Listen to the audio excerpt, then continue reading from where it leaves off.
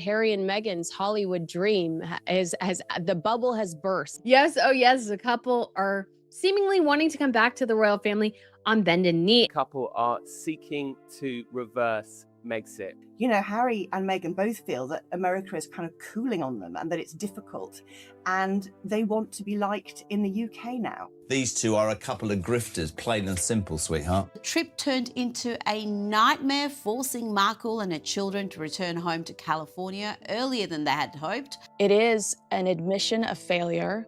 It's an admission of desperation, and it's an admission of really the fact that they miss royal life and they miss how important it made them. They're nobody today. They have zero influence. Meghan Markle sold Harry a dream. And as he's figuring out, maybe that dream was really a nightmare. And maybe that dream was really about fulfilling Meghan's needs, wants, and desires, and not theirs. As a family, maybe the veil is finally being lifted. Reports suggest Meghan wasted no time leaving Britain after what many commentators described as an uncomfortable and deeply embarrassing UK visit. But while the headlines focused on her quick departure, another conversation was reportedly unfolding behind closed doors. According to ongoing speculation, she and Prince Harry could already be thinking about something they once insisted would never happen, a gradual return to the royal world they walked away from. The very country Meghan was once said to be eager to leave may now be the place she needs more than ever.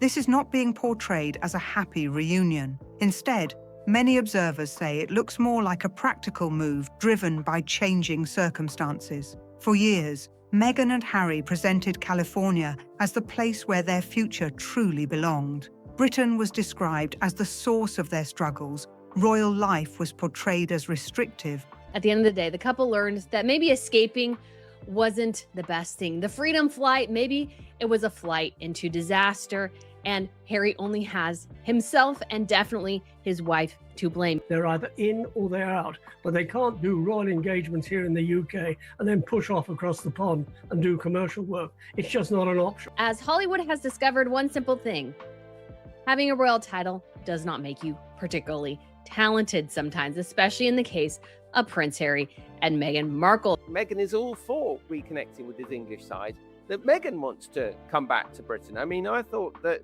she hadn't particularly enjoyed her time here. I mean, what's going on? Numbers, her popularity is just flooring. It's at the absolute lowest it's ever been.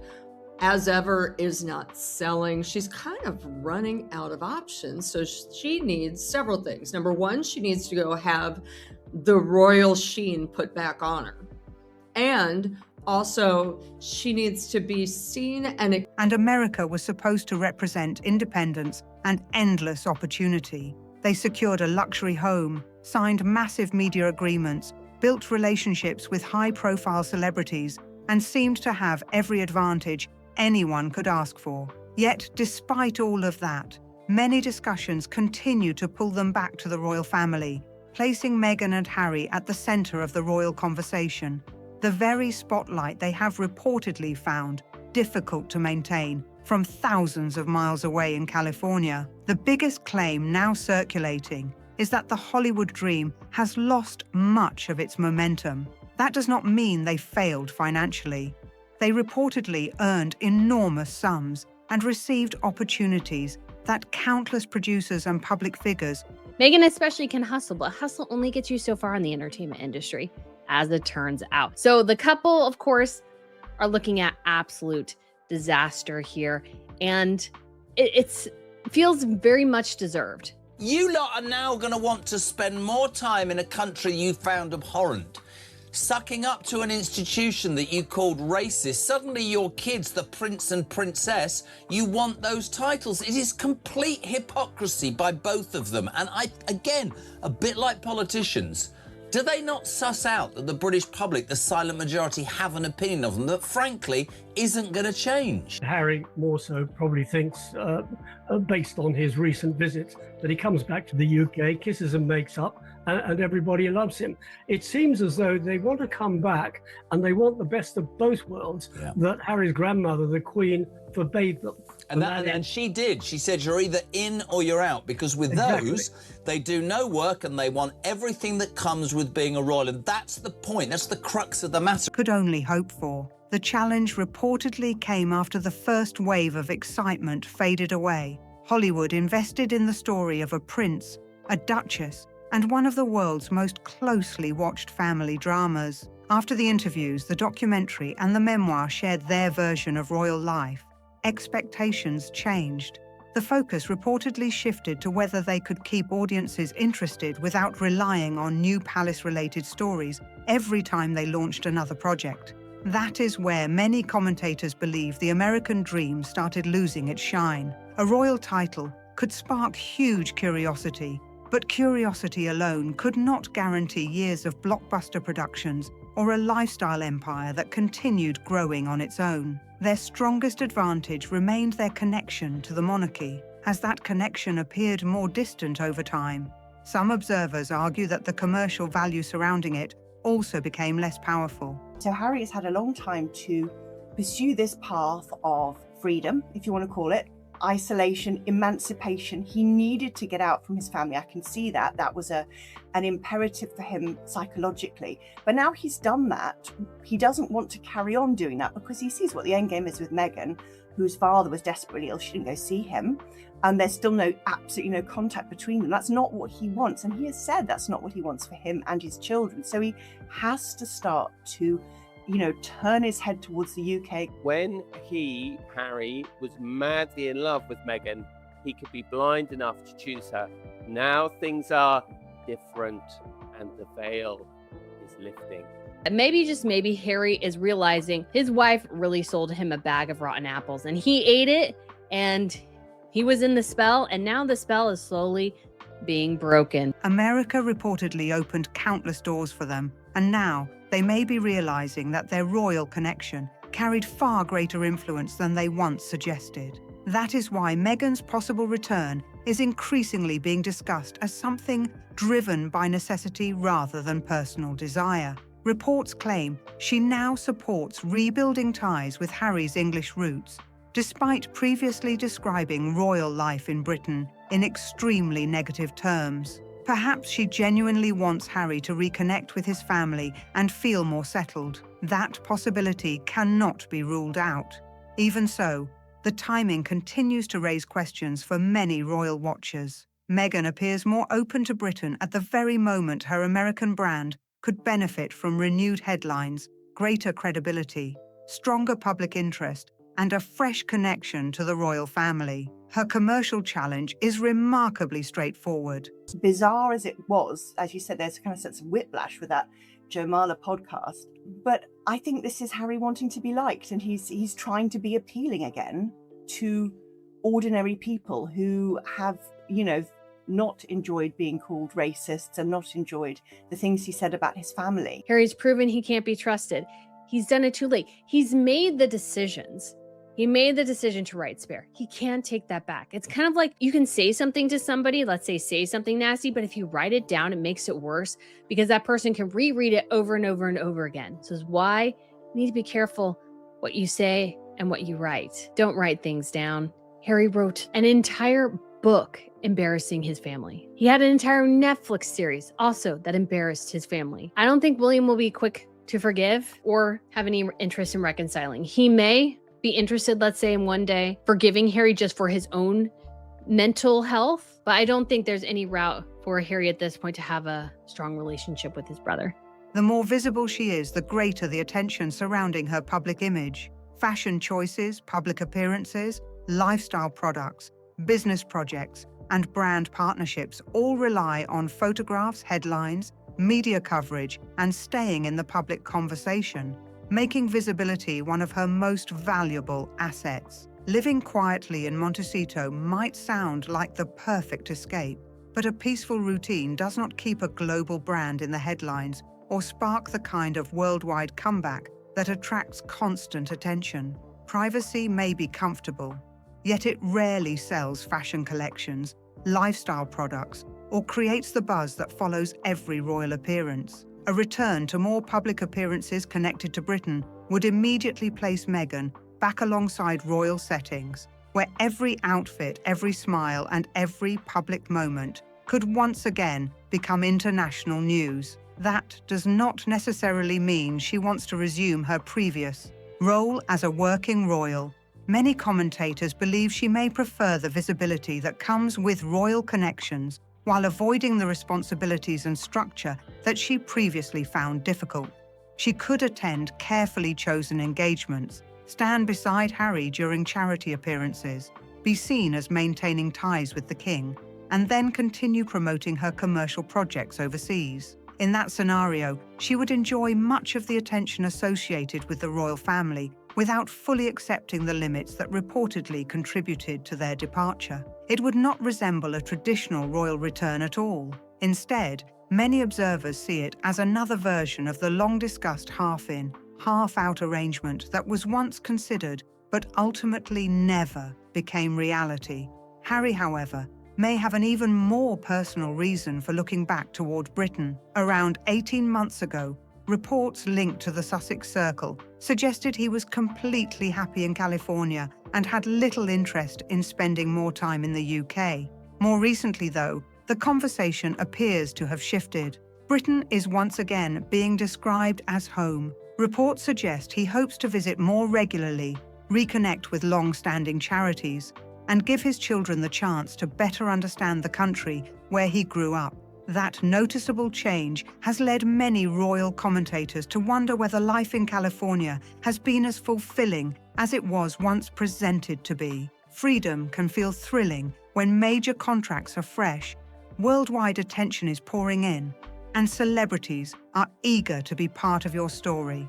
The picture can look very different when those deals become less frequent, and a prince finds himself living thousands of miles away from the role that shaped much of his public identity. California may have offered Harry an escape from pressures he wanted to leave behind. Whether it provided the same lasting sense of purpose remains a topic of debate. That is why the phrase, "the veil is lifting," has become such a striking part of the current discussion. One source suggested Harry was once so deeply in love that he viewed every decision through that relationship.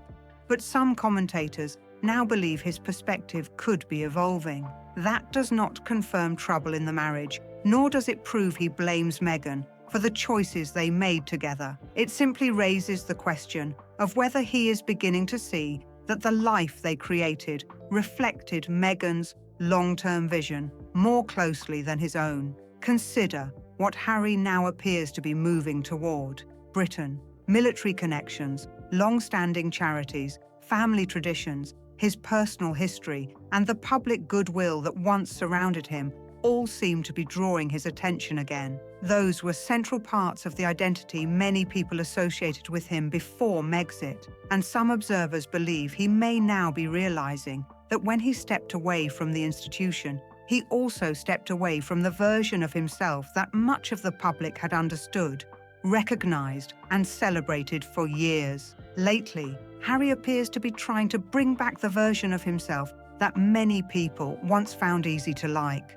Some commentators believe his recent efforts reflect a deliberate attempt to revive the image of the playful, cheeky prince who often connected with British audiences. There has been less focus on therapy-style language, fewer public grievances, and more of the bold humor that once helped shape his popularity. Whether that approach succeeded is open to debate, and some viewers found parts of it awkward or uncomfortable. Even so, the purpose seemed fairly clear to many observers. Harry appears eager for people to remember the light-hearted royal they once enjoyed, rather than the frustrated figure who spent years publicly criticizing his family while living in California. The challenge, however, is that Britain may be much less welcoming than Meghan and Harry expect. The biggest obstacle may not be strong dislike at all. Instead, it could be something far more difficult to overcome: a growing sense that many people have simply moved on with their lives. Strong reactions generate headlines, endless debates, and millions of clicks. Indifference creates almost nothing. If large sections of the British public no longer feel strongly about whether Meghan visits, leaves, smiles for photographers, or speaks publicly, then rebuilding widespread interest becomes a much tougher task. Some commentators believe that possibility helps explain why the recent charm offensive appears to be happening now. Public criticism can actually keep famous people in the spotlight because it keeps everyone talking. What is far more difficult to recover from is fading into the background and becoming less relevant on both sides of the Atlantic. A slowdown in American enthusiasm is already seen by many observers as a serious challenge. If Britain also becomes increasingly uninterested, the situation could become far more damaging. A renewed focus on Britain may therefore be an effort to restart the attention that once came naturally before public interest fades even further. The family explanation is expected to play a major role. Harry reportedly misses his father. He wants his children to know more about their relatives and the country where he grew up. Reports also suggest Meghan supports those efforts. Some or all of those feelings may well be genuine, but many people are likely to ask why this renewed urgency appeared only after several high-profile American opportunities reportedly lost momentum. Harry had several years in which a quiet reconciliation could have been pursued away from public attention. Instead, painful family disagreements became the subject of television interviews, a major documentary series, and a best-selling memoir. Rebuilding trust is rarely easy when private matters have already become public conversation. Reports also suggest that everyone involved agreed any recent meeting with the king would remain completely private. With no official photographs, no cameras, no social media updates, and no detailed public account. Even so, people connected to the wider discussion are already speaking about emotions, future hopes, Meghan's reported support, possible next steps, and changing fortunes in America. The exact conversations inside the room may remain confidential, but the idea of reconciliation is already becoming part of the public narrative. That creates a delicate situation for King Charles. A father may simply wish to spend time with his son and grandchildren, yet even one private meeting can quickly be interpreted as a sign of royal approval or the beginning of a wider return. The Sussexes would not necessarily need the palace to make a formal announcement. They would only need enough people to believe that the relationship is improving and that the door may be opening once again. A personal gesture could easily be viewed as renewed royal credibility long before any official role or future arrangement is ever discussed. Portugal may ultimately become the piece that allows this entire strategy to function. Their reported property there is increasingly being viewed as more than just a holiday retreat. Some commentators believe it could serve as a practical base that keeps them close to Europe while allowing greater flexibility for future visits and carefully planned public appearances without requiring a permanent move back to Britain. Some commentators believe Portugal could eventually serve as the middle ground between California and Britain, allowing Meghan and Harry to spend far more time in Europe without making an immediate full-time return to the country they once criticized. Its location offers quick access to Britain, greater privacy than many other destinations, and a practical base that would also keep the children closer to Harry's extended family. To many royal watchers, that could represent the real long-term transition strategy. There would be no need to leave California all at once. Instead, they could gradually increase the amount of time spent in Portugal, schedule more visits to Britain, and slowly make their presence in Europe feel normal again. If life in Montecito begins to appear too isolated or no longer delivers the same commercial opportunities, Portugal provides a much easier explanation for the change. Rather than saying they are stepping away from America, they could simply present the move as a decision to help the children grow closer to Harry's heritage, family history, and European roots. That message would likely sound far more personal than strategic, even if many observers continue to debate the wider motivations behind it. The bigger question remains what Meghan and Harry truly hope to gain from maintaining ties with the monarchy. They may not be seeking a complete return as full-time working royals. For some commentators, even a limited connection could be enough. A single approved public appearance, occasional access to a royal residence, or one carefully watched photograph alongside the king could dramatically change how broadcasters, publishers, business partners, and global brands view their relationship with the royal family. That is why even a relatively small concession could be viewed as an enormous victory. Under that kind of arrangement, Meghan and Harry could continue living as private citizens whenever commercial freedom benefits them, yet still appear closely connected to the monarchy during carefully selected visits to Britain. They could step into the royal spotlight, attract worldwide attention, and then quietly return to private life before the responsibilities became too restrictive. Many commentators point out that Queen Elizabeth II rejected a similar idea because she believed it blurred the important line between public duty and private commercial interests. Some observers now believe the Sussexes may hope a version of that approach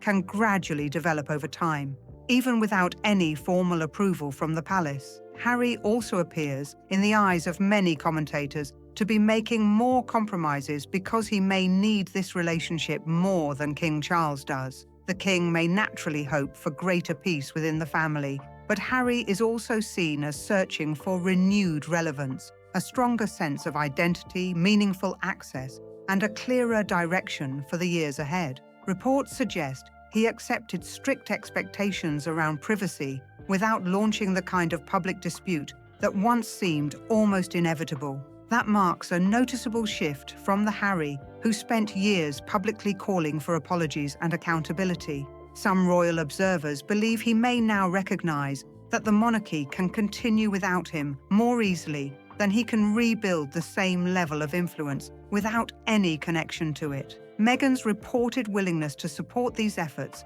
may ultimately become one of the most significant developments in the entire story. If Hollywood were still delivering huge contracts and endless opportunities, many people wonder whether she would be as interested in returning to the country she previously described so critically.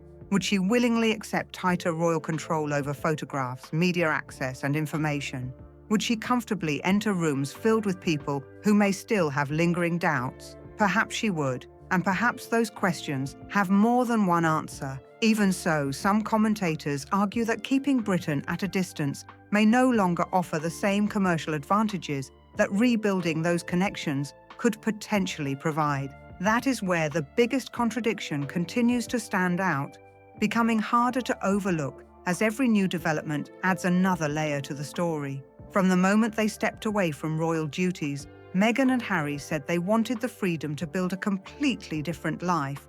Yet they also chose to keep their royal titles. They criticized the institution publicly, but many commentators argue that the prestige connected to that institution still plays a major role in their global profile. They once argued that Britain no longer felt like a safe place for their family, yet reports now suggest they are considering spending much more time there. They spoke often about achieving financial independence, but many observers point out that interest in their projects appears to grow whenever they are seen closer to the royal family or linked to major royal events. According to ongoing reports, they still hope to enjoy the benefits associated with the monarchy while shaping the arrangement around terms that work better for them. People close to the wider discussion have reportedly been speaking about small steps, gradual progress, and future visits that could slowly rebuild those connections. There has even been speculation about spending more time in Britain, possible stays near royal properties, and eventually appearing together as a family around the 2027 Invictus Games. The overall message coming from those reports is that they believe the door has already opened, at least a little. Yet a small opening alone is unlikely to restore the kind of royal standing they once held. A private family meeting is not the same as receiving an official royal role. Staying temporarily at a royal residence is not the same as returning to public duty. A father spending time with his son does not automatically mean the monarchy has reversed the decisions made after Megxit. Even so, some commentators believe those distinctions can easily become blurred because the public image itself carries enormous value. If people see Meghan and Harry near the king or attending important events in Britain, those photographs and headlines may strengthen their commercial appeal long before any official changes are ever announced. Whether the British public accepts that picture is another question entirely. Many people still remember the interviews, the allegations, and the years of very public disagreements involving the royal family. Because of that history, some may hesitate to embrace a new family-focused narrative without first seeing greater accountability or meaningful rebuilding of trust. Meghan can introduce a refreshed public image, Harry can bring back the humour that once made him popular, and their team can continue emphasising reconciliation and peace, but public opinion cannot simply be reset overnight. Many people are likely to judge future actions against everything that has happened over the past several years. That is exactly why this gradual return could become the boldest and most uncertain move they have made so far. If Britain welcomes them, they could regain the royal glow that many commentators believe America can no longer provide. If Britain responds with indifference, questions surrounding the strength of their public brand may become even harder to dismiss. If the palace tightly controls every appearance and photograph, Meghan has less opportunity to shape the narrative. But if too much access is granted, the monarchy could once again strengthen the same commercial momentum that it previously worked so carefully to separate from official royal life. If Meghan and Harry spend more time in Britain again, many commentators believe the palace would likely keep tight control over photographs, locations, and official information. That also raises another question. What has changed? Did Britain suddenly become safer? Or has Harry simply accepted that the palace will not agree to every request? Some observers also believe Harry has practical reasons for reconnecting with Britain. The 2027 Invictus Games in Birmingham will need attention, sponsors, and worldwide publicity. Harry remains the event's biggest public figure, and appearances alongside Meghan and their children could generate even greater media interest. More coverage can help attract supporters while allowing Harry to focus publicly on veterans, charity, and family, rather than presenting it as a royal return. So what are we really seeing? Is this a prince rebuilding family ties, or a couple trying to rebuild their public influence? Is Portugal simply a holiday destination, or part of a longer-term plan? Those questions remain unanswered. One thing is certain: Britain was once presented as the past, yet it may now play an important role in whatever comes next for the Sussexes. What do you think? Is this about family, public image, or a little of both? Share your thoughts in the comments below, and if you enjoyed this video, don't forget to like, subscribe, and turn on notifications for more updates.